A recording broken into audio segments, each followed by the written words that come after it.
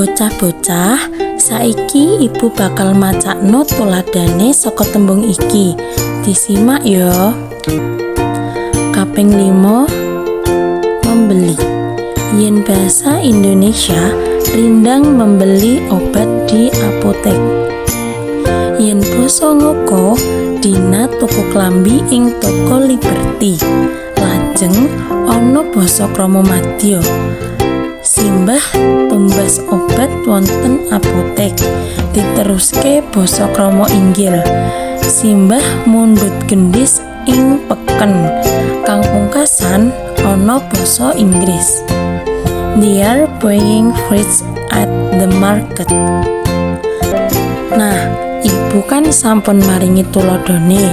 Saiki mestine luwih paham ya.